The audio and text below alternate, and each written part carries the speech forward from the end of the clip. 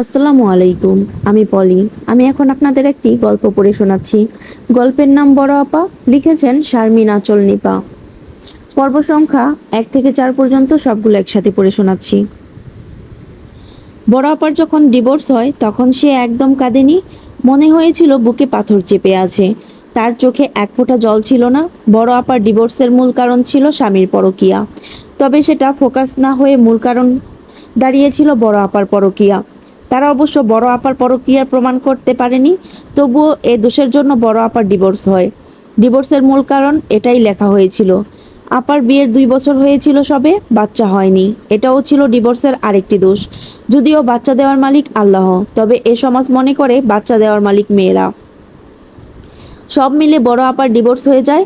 বড় আপা অনেক সুন্দরী ছিল, কলেজ সেরা ছাত্রীও ছিল। এসএসসি এইচএসসিতে গোল্ডেনও পেয়েছিল। ঢাকা বিশ্ববিদ্যালয়ের অর্থনীতি বিভাগে চান্স পেয়ে ভর্তিও হয়েছিল। এর মধ্যে বড় আপাকে দেখতে আসে। আমার বড় আপার প্রাক্তন স্বামী অনেক বড় ব্যবসায়ী। টাকা পয়সার অভাব ছিল না। ঢাকায় 12টি বাড়ি ছিল, গাড়ি ছিল অনেক। এখানেও জমিদারের মতো বাড়ি আছে তাদের, আর সেখানেই থাকে তারা। সব মিলে ভাইয়াদের অবস্থা ছিল বিশাল।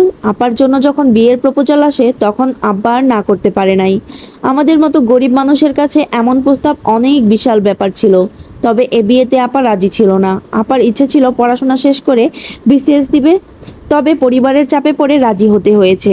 আপার শ্বশুরবাড়ি কথা দিয়েছিল আপাকে পড়াবে, তবে সে কথা তারা রাখেনি। তাদের ধারণা হলো মেয়ে পড়াশোনায় ভালো, যদি পড়াশোনা করে ডিগ্রি নিয়ে চাকরি করে তাহলে তাদের জাত যাবে। কারণ তাদের বংশের মেয়েরা কখনো বাইরে গিয়ে কাজ করে না। আবার ভাববেন না তারা অনেক দিনই, বরং এটা ওনাদের রীতি। ঘরের বউ শিক্ষিত হোক তারা চায় না। আপার জামাই তেমন শিক্ষিত ছিল না। টেনে টুনে এসএসসি পাশ করেছে কিনা সন্দেহ, তবে টাকার নিকট সকল অযোগ্যতাই যেন হার মানল। তাই বিয়ের পর হাজার পায়ে ধরার পরও আপাকে তার জামাই ও পড়তে দিল না। সত্যি বলতে সে নিজেই তো পড়ার মর্ম বোঝে না, তাহলে পড়াবে কিভাবে? আপার বিয়ে হয়েছিল অনেক ধুমধাম করে। বিয়ের দিন থেকেই আপার ননাস আপাকে দেখতে পারতো না। আপার ননাসের চেহারা গঠনে তেমন সুন্দরী ছিল না, তাই আপাকে বেশ হিংসা করত। আপার সংসারে শাশুড়ি, স্বামী আর ননাসের জামাই ছাড়া কেউ ছিল না। ননাসের জামাই ঘর জামাই থাকতো। সব মিলে আমরা ভেবেছিলাম আপার সংসার টাকা পয়সা সুখ শান্তিতে ভরে উঠবে। তবে সেটা আর হয়ে ওঠেনি। আপা আবার মুখের উপর সত্য কথা বলে দিত। সেজন্য বিয়ের 3 মাসের মাথায় আপা বেয়াদব উপাধি পেয়ে বসে। প্রতিবাদ করতে করতে একটা সময় আপাও ক্লান্ত হয়ে যায়। এরপর মুখ বুজে সব সহ্য করে নিত। সহ্যের এক পর্যায়ে এইরকম চরম সিদ্ধান্ত নেয়। ডিভোর্সের পর আপা আমাদের বাসায় চলে আসে। সারাদিন আপা মনমরা হয়ে থাকতো। এ সময়ও আপাকে বারবার মা বলতো, আর একটু মানিয়ে নিলে তো এমনটা হতো না। আপার উপর যে অন্যায় হয়েছে এটা তাদের মনে হতো না, বরং আপা এখন আমাদের সাথে থেকে অন্যায় করছে এটাই বুঝিয়ে দেয় বারবার। দিন দিন আপার মনমরা হয়ে যাওয়াটা বাড়তে লাগলো। কারোর সাথে কথা বলতো না, ঠিকমতো খেত না। আপাকে সবসময় ক্লান্ত দেখাতো, কাঁদতোও না। মনে হতো ভেতর থেকে একটা মরে যাওয়া লাশ ঘুরঘুর করছে। চুল আঁচড়াতো না, ঠিকমতো গোসল করতো না। অনিয়ম যেন আপাকে ঘিরে ধরেছিল। আপার অবস্থা দেখে আমার ভীষণ মায়া হতো। নিজের মায়ের আচরণ বদলে যেতে দেখেছি আপার ক্ষেত্রে। যে মা বিয়ের আগে আপাকে নিয়ে সুনাম করত, একটা কাজ করতে দিত না, সবসময় ভালোটা খেতে দিত, সেই মাই যত উচ্ছিষ্ট খাবার আছে সব আপাকে দিত। নানান ধরনের কথা বলে জীবিত লাশটাকে কষ্ট দিত। আমাকেও মা বারণ করে দিয়েছিল আপার সাথে বেশি কথা বলতে, এতে নাকি আমার বিয়ের সমস্যা হবে। ভাই নেই আমাদের, দুটো বোন নিয়ে আমাদের সংসার। 2 বোন হওয়াতে বাবা বেশ বেজার ছিল, তবে মা খুশি ছিল। বাবা খুব একটা ভালো না বাসলেও মা বাসতো। কিন্তু এখন তো চোখের সামনে দেখছি সময় মাকেও স্বার্থপর করে তুলেছে। আপার চোখের নিচে কালি পড়ে গেছে, মুখটা চুপসে গেছে, চুলগুলোতে কেমন জানি খরা পড়ে গেছে। সব মিলে আপাকে দেখে ভীষণ খারাপ লাগতো। ডিভোর্সের 3 মাসের মাথায় আপার স্বামী বিবাহ করে। যে মেয়ের সাথে পরকীয়া ছিল সে মেয়েকে। সে থেকে আপা আরো বিষণ্ণ হয়ে পড়ে। আপার বিষণ্ণতা লক্ষ্য করার মতো। সেদিন ছিল ঈদের দিন, 8 জুলাই। ডিভোর্সের পর এটাই আপার প্রথম ঈদ ছিল। আমি বয়সে ছোট ছিলাম। মেহেদি পরা নিয়ে বারবার আপার পেছন ঘুরছিলাম। একটা সময় বাধ্য হয়েই আপা আমাকে মেহেদি দিতে লাগলেন। সেদিন আপা দুটো কথা বলেছিল, জীবনে কাউকে মন দিয়ে ভালোবাসবি না, আর পড়াশোনাটা মন দিয়ে করবি। একটা সময় নিজের বাবা মাও পর হয়ে যায়, তোর কষ্ট কেবল তোকেই বুঝতে হবে। যখন সহ্য করতে করতে হেরে যাবি তখন নিজেকে শেষ করে দেওয়া ছাড়া কোনো উপায় থাকবে না। আপার কথার মানে সেদিন বুঝিনি, আজকে 12 বছর বুঝতে পারছি। সেদিন ঈদের দিনটা ছিল আমার জন্য বিষাদময়। এরপর প্রতিটা ঈদের দিন আমার জন্য বিষাদময়। সবাই আপাকে ভুলে গেলেও আমি পারিনি। ঈদের দিন সকালে চিৎকার চেঁচামেচিতে সবার ঘুম ভাঙে। বাবা আর মা আপার শ্বশুরবাড়ির দিকে ছুটতে থাকে। আমি পেছন পেছন গেলাম। আপার শ্বশুরবাড়ির পেছনে বড় জাম গাছ ছিল, সেখানে আপা ঝুলতেছে। তার নাক মুখ দিয়ে লালা আর রক্ত বের হয়ে একাকার। পুলিশ এসে আপাকে নামায়। এরপর ময়নাতদন্ত করা হয় আপার। সেদিন একটা সত্য সবার সামনে আসে, আর সেখান থেকে কাহিনীর একটা জটিল মোড় নেয়। ময়না তদন্তে জানতে পারলাম বড় আপার 3 মাসের পেটের বাচ্চা নষ্ট করেছে 1 মাস আগে। তার মানে বড় আপা ডিভোর্সের সময় 1 মাসের অন্তঃসত্ত্বা ছিল। আপার উপর যে মিথ্যা তকমা দিয়েছিল সেটা পুরোপুরি মিথ্যা ছিল। তাহলে তো আপার ডিভোর্সও হয়নি, আর বউ রেখে বিয়ে করাটা তো আপার জামাইয়ের অন্যায়। কিন্তু বিষয়টি সামনে আসার পর উল্টো আপার শ্বশুরবাড়ি আমার মৃত বোনের উপর বদনাম রটিয়ে দিল। তারা বলে উঠল এ পেটের বাচ্চা আপার নতুন কোনো নাগরের ছিল, তাই নষ্ট করেছে। তাদের হলে আপা তাদের বলতো, সবার মুখোমুখি হতো। তবে আপাকে তো আমি চিনি, আপা এমন ধরনের মেয়ে মানুষ কখনোই ছিল না। মৃত মানুষটাও তাদের কথার কবল থেকে রক্ষা পেল না।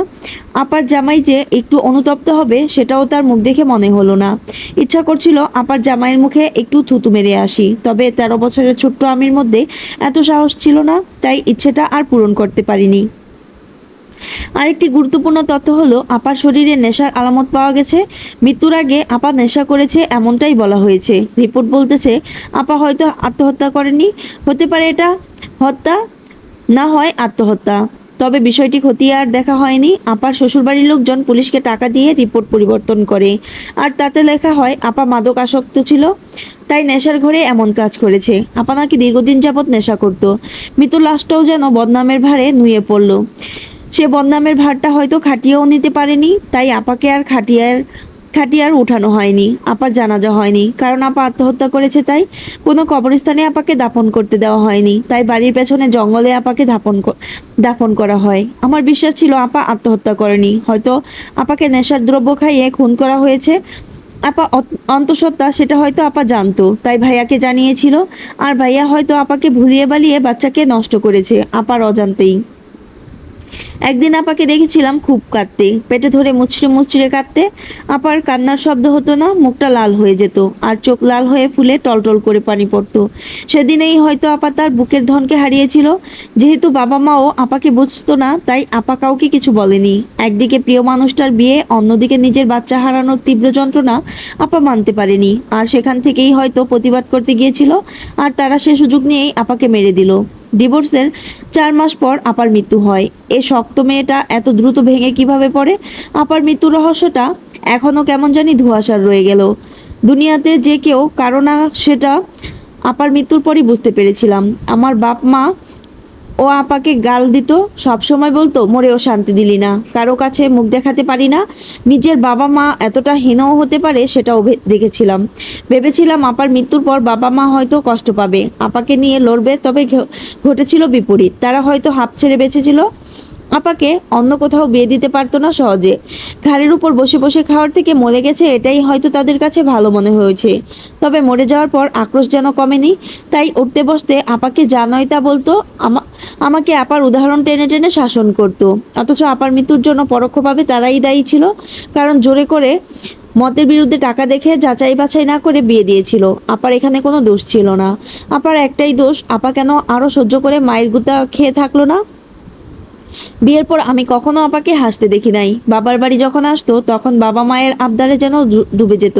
এত বড় ঘরে বিয়ে দিয়েছি, এভাবে খালি হাতে কেন এসেছিস? কিছু আনবি না? আপা শুধু দীর্ঘ নিঃশ্বাস ফেলে বলতো, মা অভাব নেই ঠিক, সে সাথে তাদের কাউকে কিছু দেওয়ার মানসিকতাও নেই। এই যে তোমাদের জন্য কিছু আনি না, তারপরও কথা শুনতে হয় চুরি করে ঘরের জিনিস নাকি বাপের বাড়ি পাচার করি। কত কটু কথা মা। শুয়ে আছি এটাই তো অনেক মা।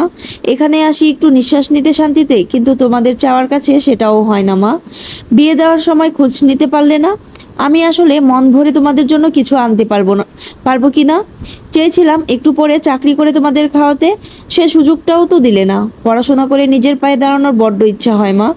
নিজের ঘরে দাসীর মতো খাটতে হয়, তাতেও কোনো কষ্ট নেই মা, নিজের সংসার বলে মেনে নেই। কিন্তু ননাসের জামাইয়ের আন্ডারওয়্যারটাও যখন ধুইতে হয় তখন মা কলিজায় লাগে। গরিব ছিলাম মা, আত্মসম্মান তো কম ছিল না, তারপরও সেটা বিসর্জন দিয়ে থাকতে হচ্ছে। এরপরও তোমরা এটা সেটা চাও কি করে? মাঝে মাঝে তোমাদের বেশ লুবি মনে হয় মা। বিয়ের আগের মাটাকে আমি আর দেখতে পাই না। আমার মনে হয় বিয়ের পর পর আমার মাও মারা গেছে। আপার এসব কথায় মা তেলে বেগুনে জ্বলে উঠতো। আপার ছাড়া দীর্ঘশ্বাসে যে কত যন্ত্রণা ছিল বুঝতো না। মায়ের এসব অশান্তিতে আপা এ বাড়িতেও আসা বন্ধ করে দেয় এক পর্যায়ে। সব মিলে মনে হচ্ছিল আপাকে আমরা ভীষণ পর করে দিয়েছি। না ছিল আপার শ্বশুর বাড়ি, না ছিল আপার বাপের বাড়ি। বিয়ের পর নিজের বলতে হয়তো কিছুই থাকে না, যেটা থাকে সেটা হলো যন্ত্রণা, বর্বরতা আর কষ্ট। শুধু আপার ক্ষেত্রেই না, এই সমাজের অনেক পরিবারে মেয়েদের বিয়ের পর আলাদা করে দেয়। পরিবারের মানুষগুলোকেই তখন অপরিচিত লাগে। আপার ভেতরের হাহাকার দেখার মতো কেউ ছিল না। খুবলে খুবলে খাওয়া মনটা দিন দিন মরে মরে যেতে লাগলো। আপার মৃত্যু তো বিয়ের পরেই হয়ে গিয়েছিল। জাম গাছে যেটা পাওয়া গিয়েছিল সেটা আপার শরীর। আপার মৃত্যুর 3 মাস পর আমাদের জন্য গ্রামে টেকা বেশ মুশকিল হয়ে পড়েছিল। আমাদের সাথে কেউ কথা বলতো না, আমাদের একঘরে করে দেওয়া হয়। আপার শ্বশুর বাড়ির লোকের দাপটেই এমন হয়েছে। আমি স্কুলে গেলেও আমাকে ঢুকতে দিত না। সব জায়গায় শুধু কলরব। আমার আপার চরিত্রহীন। আমার আপা পরপুরুষের সাথে শুয়ে পেট বাজাইছে। আমার আপা শয়তান, তাই গলায় দড়ি দিছে। আমার আপা কলঙ্কিনী, তাই আমাদের পরিবারের সাথে মিশলে তাদের জাত যাবে। দিনকে দিন আমাদের চলা ভীষণ কঠিন হয়ে পড়ে। এক পর্যায়ে বাধ্য হয়ে গ্রাম ছাড়ার সিদ্ধান্ত নেওয়া হয়। যেদিন গ্রাম ছাড়বো সেদিন আপার কিছু জিনিসপত্র ঘাটতে গিয়ে একটা খাতা আমার চোখে পড়ে। আপার একটা খাতাটা নীল মলাট করা ছিল। সে মলাটে লেখা ছিল, আমি জানি ছুটকি, আমার এই খাতাটা তোর চোখেই পড়বে। যেদিন পড়বে সেদিন হয়তো আমি নাও থাকতে পারি। এই খাতাটা যখনই পাবি এর ঠিক 12 বছর পর খাতাটা খুলবি। আমার জামানো কথাগুলো তখন শুনবি। আমার সাথে কি হয়েছিল সে আর্তনাদগুলো শুনবি। এখন মোটেও খুলবি না। এ বয়সে আমার ভেতরের হাহাকার আর্তনাদ শোনার মতো শক্তি তোর হয়নি। 12 বছরে ঠেকতে ঠেকতে কাদামাটির এই তুই শক্ত ঠেলায় পরিণত হবি, আর তখনই এই খাতাটা খুলবি। আমার আত্মা না হয় শান্তি পাবে না। আজকে 12 বছর পর সে খাতাটা সামনে নিয়ে বসলাম। আজকের দিনটার জন্য আমি অপেক্ষা করছিলাম। খাতাটা খোলার আগেই স্মৃতিগুলো যেন চোখের পাতায় ভেসে উঠল। নিঃশ্বাস ভারী হয়ে চোখ দিয়ে জল গড়িয়ে পড়ল। এমন সময় একটা আওয়াজ আসলো কানে। আমি পাশ ফিরে তাকিয়ে থমকে গেলাম। কালো কুচকুচে বিড়ালটা কোথায় থেকে দৌড়ে এসে মিলিয়ে গেল। বিষয়টি বুঝে ওঠার আগেই যেন মাথা থেকে সরে গেল। আমি খাতাটা আবারও হাতে নিলাম। রাত এখন 12টা বাজে। গ্রাম ছেড়ে আমরা শহরে চলে আসি সে সময়েই। এখানে এসে বাবা টুকটাক ব্যবসা আর সিএনজি চালায়, মা দর্জির কাজ করে। এতে আমাদের সংসার বেশ ভালো করেই চলে যায়। আমার বয়স এখন 25। এর মধ্যে অনেক বিয়ের প্রস্তাব আসলেও আপার কাহিনী জানার পর, বাড়িতে খোঁজ নেওয়ার পর কেউ রাজি হয়নি। আমি পড়াশোনা শেষ করেছি সবে। টুকটাক টিউশন করে নিজের হাত খরচটা চলে যায় আমার। খাতাটা খুললাম। বড় আপার একটা ছবি অঙ্কন করা। আপা বেশ ভালো আঁকতে পারতো। যে কোনো জিনিস হুবহু আঁকার গুণ আপার ছিল। সে গুণ থেকেই খাতার প্রথম পৃষ্ঠায় নিজেরই একটা স্থির চিত্র অঙ্কন করেছে সে। আপার কোনো ছবি আমাদের কাছে ছিল না, তাই মৃত্যুর পর আপাকে কল্পনা করে দেখা ছাড়া কোনো উপায় ছিল না। আজকে আপাকে ছবিতে দেখে বুকে ভীষণ ব্যথা করছে। আপা সত্যিই অনেক সুন্দরী ছিল। দুধে আলতা গায়ের রং, চোখগুলো স্রোতস্বিনী নদীর মতো বাঁক করা, চোখের মণিটা কালো কুচকুচে রঙের, লম্বায় 5 ফিট 6 ছিল, চুল হাঁটু পার হতো, নাকটাও বেশ খাড়া ছিল। সব মিলিয়ে তাকে হুড়পড়ির মতো লাগলো। সে হুড়পড়িটায় একটা সময় গিয়ে যন্ত্রণায় পেতনির মতো হয়ে যায়। মানুষের সৌন্দর্য ফুটে ওঠে তার মনের শীতলতা থেকে। যার মনে যত আনন্দ তার সৌন্দর্য তত গাঢ়, আর যার মন যত নির্জীব তার সৌন্দর্য আস্তে আস্তে তত নির্জীব হয়ে যায়। ইস, আমি যদি তখন এই বয়সে থাকতাম তাহলে আপাকে আজকে হারাতে হতো না। আপা আমার পাশেই থাকতো। আপার জন্য কলিজাটা বেশ পুড়তেছে। আমার চোখ গড়িয়ে আবারও পানি পড়লো। পানিটা ঠিক আপার ছবির চোখে পড়লো। মনে হচ্ছে আপাও আমার কান্না দেখে কষ্ট পাচ্ছে। আমি খাতাটার পরের পৃষ্ঠায় গেলাম। আপার জীবনের রচিত একটা কালো অধ্যায় পড়া শুরু করলাম। আমি অনন্যা, মা বাবার প্রথম সন্তান। পড়াশোনায় খুব পরিশ্রমী হওয়ার দরুন আমার সব সময় চাওয়া ছিল আমি নিজের পায়ে দাঁড়াবো, সবার দায়িত্ব আমি নেব। তবে নিয়তি আমাকে সেটা হতে দিল না। বাবা মায়ের সুখ আর শান্তির স্বামীর কথা চিন্তা করে নতুন জীবনে পা দিই। ভেবেছিলাম এই জীবনটা আমাকে সুখী করে তুলবে, আমাকে সুযোগ দিবে স্বপ্ন বোনার। তবে সে স্বপ্ন প্রথম দিনেই যেন শেষ হয়ে গেল। আমি যেদিন প্রথম শ্বশুরবাড়িতে পৌঁছাই, তখন তাদের অদ্ভুত রীতিনীতি দেখে আমি বেশ অবাক হই।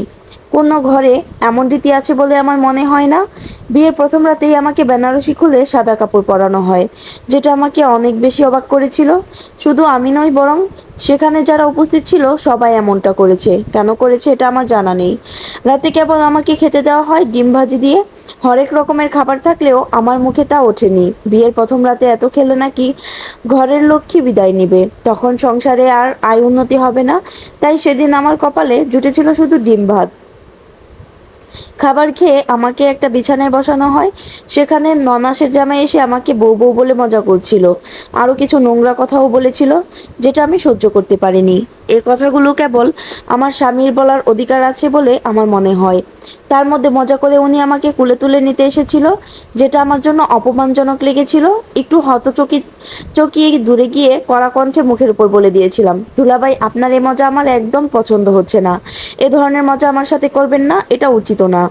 আমার কথা শুনে দুলাভাই চুপসে গেল। ননাসের কাছে দৌড়ে গিয়ে বিচার দিয়ে বলল, কি বেয়াদব মেয়ে বিয়ে করে এনেছো, মজা বুঝে নাও। মজা বোঝে না, আমাকে যা নয় তা বলল। আমি আর এ বাসায় থাকবো না। এ নিয়ে লঙ্কা কাণ্ড বেঁধে গেল। ননাসের জামাই তৈরি হচ্ছে বাড়ি ছাড়বে বলে আমার ননাসকে বলা শুরু করছে সব গুছাতে। এসব দেখে শাশুড়ি কান্না জুড়ে দিল। আমি নাকি তার সংসারে এসেই আগুন লাগিয়ে দিচ্ছি। আমার নাকি সহ্য হচ্ছে না তারা এখানে থাকে। তাই প্রথম দিনেই এসে একটা কাণ্ড ঘটিয়েছে, যাতে করে তারা যেন বাড়ি ছেড়ে চলে যায়। শাশুড়ির কান্না দেখে দীপক ছুটে আসে। দীপক আমার স্বামী, বয়সে আমার থেকে 20 বছরের বড়। ব্যবসায় মন দিতে গিয়ে নাকি বিয়ে করা হয়ে ওঠেনি, তাই এ বয়সে সে চাচ্ছিল অল্প বয়স্ক মেয়ে বিয়ে করতে। তাই আমার মতো গরিব ঘরের মেয়েকে বিয়ে করা। দীপক এসে মাকে জিজ্ঞাসা করলো কি হয়েছে। মা কান্নার বেগ বাড়িয়ে দিয়ে বলল, তোর দুলাভাই তোর বউয়ের সাথে একটু মজা করেছে বলে তোর বউ যা মুখে আসে তা বলে অপমান করেছে। তোর দুলাভাই রাগে অপমানে এই বাসা থেকে বের হয়ে যাচ্ছে। কি বউ বিয়ে করে আনলি তুই। আসতে না আসতেই আমার মেয়েকে তাড়িয়ে দিচ্ছে। বাপ মরা মেয়েটা আমার, ভেবেছিলাম বড় ভাইয়ের ছায়ায় থাকবে, সেটা আর হলো না রে। এ রাক্ষসী এসেই সব নষ্ট করে দিল। বিয়ের প্রথম দিনেই এমন পরিস্থিতি আমাকে ভেতর থেকে ভেঙে দেয়। হাজার বোনা স্বপ্নগুলো নিমেষেই যেন ভেঙে গেল। দীপক দুলাভাইয়ের হাতটা ধরে বলল, দুলাভাই, অনন্যা কি বলেছে বলুন। আমি শাসন করছি, তারপরও আপনারা যাবেন না। অনন্যার অধিকারের থেকে এ বাড়িতে আপনার অধিকার বেশি। আপনি বলুন অনন্যা কি বলেছে। দুলাভাই হালকা গলায় বলল, আমি শুধু বলেছিলাম আমার শ্যালক তো সুন্দরী বউ বিয়ে করে এনেছে। বউ তো মাশাল্লাহ সুন্দর। এটা বলার পর আমাকে জানোই তা বলল। আমার চরিত্র নিয়ে প্রশ্ন তুলল। আমি নাকি তোমার বউকে কুনজরে দেখেছি। এত কিছুর পর আমি এ বাড়িতে থাকবো না, চলে যাব তোমার বোনকে নিয়ে। দুলাভাইয়ের মুখে মিথ্যা কথা শুনে আমি নিজেকে আর সামলাতে পারলাম না। মুখের উপর বলে দিলাম, এত বড় মিথ্যা কি করে বলছেন। আপনি আমাকে নোংরা কথা বলেছেন, যা বলেছেন সেটা মুখ দিয়েও আসছে না। আমার কথা শুনে দীপক কিছু না বলেই আমার গালে কষিয়ে একটা থাপ্পড় দিল। বিয়ের প্রথম দিনে আমার স্বামী থেকে পাওয়া প্রথম উপহারেই ছিল এটা আমার। আমি চুপ হয়ে বাকরুদ্ধ হয়ে গেলাম। একটা থাপ্পড় দিয়ে ক্ষান্ত হয়নি, পরপর কয়েকটা থাপ্পড় দিয়ে বলল, আমার বোন জামাই কেমন আমরা জানি। বাড়িতে আসতে না আসতেই কর্তৃত্বগিরি করছিস। শোন, আমার মা বোন দুলাভাই যা শুনবি, না হয় তোরে লাথি দিয়ে বাপের বাড়ি পাঠাবো। নিজেকে শুধরা। ছোট লোকের ঘর থেকে এনেছি বলে এখানেও ছোট লোকই করবি না। কথাগুলো বলেই দীপক দুলাভাইয়ের কাছে গিয়ে তার হাত ধরে বলল, দুলাভাই যাবেন না। আমি অনন্যাকে আরো শাসন করব, আপনি যাবেন না। দুলাভাই আমার দিকে তাচ্ছিল্যের চোখ দিয়ে তাকিয়ে বলল, তুমি বলেছো বলেই থাকছি, না হয় চলে যেতাম। এ কথার মাধ্যমে ঘটনা একটু শান্ত হলো। আমাকে এনে অন্য একটা রুমে রাখা হলো। আয়নার সামনে গিয়ে নিজের দিকে তাকালাম। ফর্সা দুটো গাল 5 আঙ্গুলের ছাপে লাল হয়ে গেছে। আমার চোখ বেয়ে কেবল পানি পড়ছে। অন্যায়ের প্রতিবাদ করাটায় কি আমার ভুল ছিল। এসব ভেবেই কাঁদতে লাগলাম। দরজা খোলার আওয়াজ পেলাম। পেছনে তাকিয়ে দেখলাম শাশুড়ি মা দাঁড়িয়ে। তিনি আসতেই আমি আয়নার সামনে থেকে সরে দাঁড়ালাম। তিনি আমাকে খাটের উপর বসতে বললেন, আমিও তাই করলাম। এরপর উনি যা বললেন তা শুনে আমি রীতিমতো স্তব্ধ। ভাবতে লাগলাম, এটাই কি আমার জীবন। এ নাটকীয়তার কি শেষ হবে না। আমার শাশুড়ি আমার শরীর থেকে তাদের দেওয়া সকল গহনা, সোনার গহনা খুলতে নিচ্ছিল। আমি নমনীয় গলায় ওনাকে জিজ্ঞেস করলাম, মা এগুলো খুলছেন কেন। সোজা সাপটা উত্তর ওনার, এগুলো তুমি সামলাতে পারবে না। আর এগুলো আঞ্জুমানের। আঞ্জুমানের গহনা দিয়ে তোমাকে তুলে এনেছি। আঞ্জুমানের গহনা তো আঞ্জুমানকে দিতে হবে, তাই না? আঞ্জুমানের গহনা তো তোমার রাখা অন্যায়, তাই না? আঞ্জুমান আমার ননাসের নাম। আমি কিছুটা অবাক হলাম শাশুড়ির কথা শুনে, কারণ 20 ভরি স্বর্ণ বাবদ তারা 5 লাখ টাকা কাবিন উসুল করেছে। যদি 5 লাখ টাকা কাবিন তারা উসুল করে, তাহলে তো এই স্বর্ণগুলো আমার থাকার কথা, আঞ্জুমানের কেন হবে? বিষয়টি পরিষ্কার হওয়ার জন্য আমি জিজ্ঞেস করলাম, মা, আমার কাবিন যদি এই স্বর্ণ বাবদ উসুল হয়, তাহলে তো এটা আমার স্বর্ণ, আপুর তো না। যদি আপুর স্বর্ণই হবে, তাহলে কাবিন তো উসুল দেওয়া ঠিক হয়নি। কাবিন তো আমার হোক। আর আপনাদের এত বাড়ি গাড়ি সব আছে, আমাকে আলাদা করে গহনা কিনে দিলে তো টাকায় টান পড়তো না? এই এলাকায় এক নামে আপনাদের সবাই চিনে জানে, তাহলে আমাকে এভাবে কেন ঠকানো হলো? আমার শাশুড়ি আমার কথা শুনে কপাল কুঁচকালো, মুখ অবয়ব বুঝাচ্ছে তিনি খুব রেগে গেছেন। রাগী গলায় বলে উঠল, এ লোক কেন তোমার? বাপ জনমে তো দেখনি এমন স্বর্ণ, তাই লোভ ছাড়তে পারছো না? লোভ কেন হবে মা? এটা তো আমার অধিকার আর হক। আপনি কি জানেন না কাবিন উসুল করতে হয় যদি না স্ত্রী ক্ষমা করে? আমি তো আমার কাবিন বাবদ এগুলো পেয়েছি, তাহলে এগুলো তো আমারই। আমার জিনিসে আমি চাইলে লুবি কেন হব? আমার এ কথা শুনে শাশুড়ি আরো খেপে গেলেন, বিলাপ জুড়ে চিৎকার শুরু করলেন, দীপুরে, কি অজাত বেয়াদব আর লুবি মেয়ে বিয়ে করে এনেছিস! কথায় কথায় কৈফত চায়। এই বুঝি বইয়ের দাসী হয়ে থাকার জন্য বিয়ে করলি? বেছে বেছে এই বেয়াদবটাকেই তোর পছন্দ হলো? দীপুরে, শেষ জীবনে এ বউ তো পাতে ভাত দিবে না। যে লোক তোর বইয়ের সব একাই ভোগ করবে আর বাপের বাড়ি পাচার করবে। এজন্যই বলছিলাম জাতের মেয়ে কালো ভালো, বিয়ে করেছিস কুজাত পরিবারে। বয়স কম মেয়ে বিয়ে করিয়েছিলাম, যা বলবো তাই শুনবে। এই মেয়ে তো কথা শোনেই না, উল্টো কথা শুনিয়ে দেয়। কি আনলি রে পুত? আমার জীবনের কষ্টটা শুরু করলি রে পুত। তরে 10 মাস 10 দিন পেটে ধরছিলাম রে পুত, আজকের এই দিন দেখার লাইগা। আস্তে আস্তে শাশুড়ির বিলাপ বাড়তে থাকে, চিৎকারের আওয়াজ বাড়তে থাকে। আমি হতভম্ব হয়ে যাচ্ছিলাম তাদের আচরণ দেখে, আমার দম যেন বন্ধ হয়ে আসছিল। এই জীবন তো আমি চাইনি। আমি চেয়েছিলাম একটা স্বাধীন সুখী জীবন, যেখানে আমারও মতের মূল্য থাকবে। আর আমি তো অন্যায় কিছু বলছি না, তাহলে এমন করে কেন বলা হচ্ছে? ওনার চিৎকার শুনে ননাসের জামাই ছুটে আসলো। ননাস কাহিনী না জেনেই কান্না জুড়ে দিয়ে বলল, এই মেয়ে এসেছে একা সংসার করতে, সবাইকে নিয়ে না মা। তোমার সাথেও বেয়াদবি করেছে মা। ভাই, এ মেয়ের জন্য মনে হয় আমাদের পর করে দিবে। এ বাড়িতে আর আমরা থাকতে পারবো না মা। আমাদের জীবনটা শেষ করতে এই মেয়ে এসেছে। আমাদের ভাইয়ের সাথে সংসার করতে নয়, বরং কেড়ে কেড়ে নিতেই এ মেয়ে এসেছে। ননাসের জামাই তাতে আরো ঘি ঢেলে বলল, ছোট জাত বিয়ে করলে তো এমনই হবে। কতবার বলেছিলাম সুন্দর দেখে বলো না, বংশ দেখে বিয়ে করো। আমার বোনটাকে বিয়ে করলে আজকে এই দিন দেখতে হতো না। শালাবাবু এখানেই করবে। রূপে ডুবে গেছে নাকি? বাড়ির লোক কবিরাজ ধরে জাদুটোনা করেছে কে জানে। বড়লোক ছেলে পেয়ে হয়তো কুপুরি করে বশ করেই বিয়ে করেছে, আর সংসারে এসে সব হাতিয়ে নেওয়ার চেষ্টা করছে। সবার চেঁচামেচি দেখে দীপক ছুটে আসলো এবার। এদিকে আমার ননাস আর শাশুড়ি হাজারি করতেই লাগলো। আমার ননাসের জামাই তাদের সান্ত্বনা দিচ্ছে, মরা কান্না লেগে যাচ্ছে।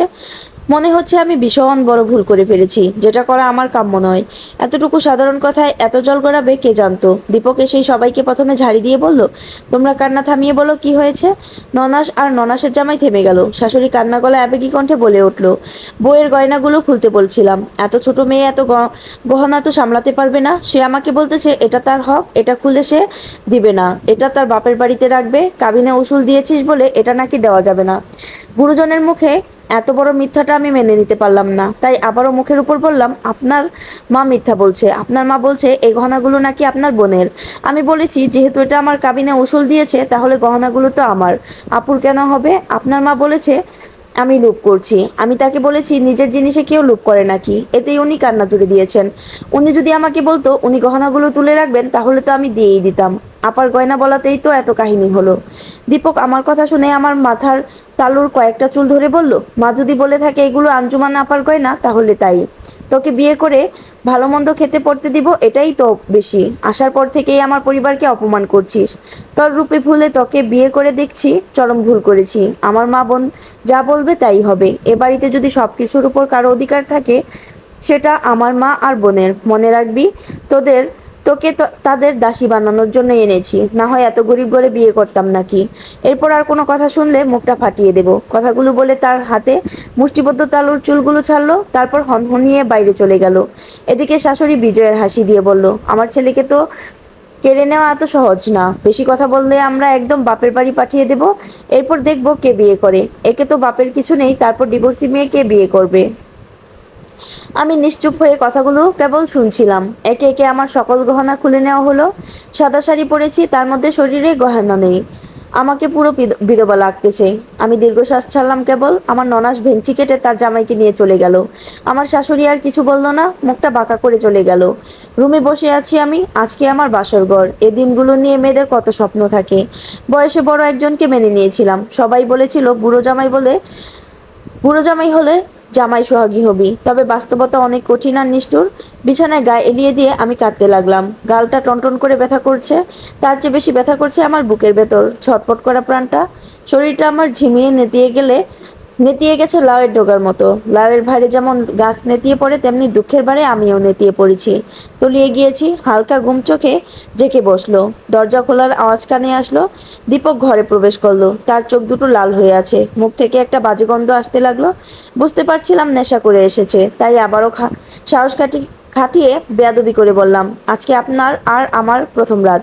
এ রাতে যা করেছেন সেটা তো অন্যায় হয়েছে আমার সাথে। গায়ে হাত না তুলেও প্রতিবাদ শাসন করা যায়। পরিবারের দিকে তাকিয়ে সবকিছু সইয়ে নিলাম। এখন তো আপনার এ বস্তা দেখে আমি সইতে পারছি না। আপনি নেশা করে ঢুকেছেন ঘরে। আমি যেন কথাটা বলে ভীষণ ভুল করে ফেললাম, আর সে ভুলের মাসুল দিলাম অভিনব কায়দায়। এই ছিল বড় আপার 1 থেকে 4 পর্যন্ত সবগুলো পর্ব একসাথে।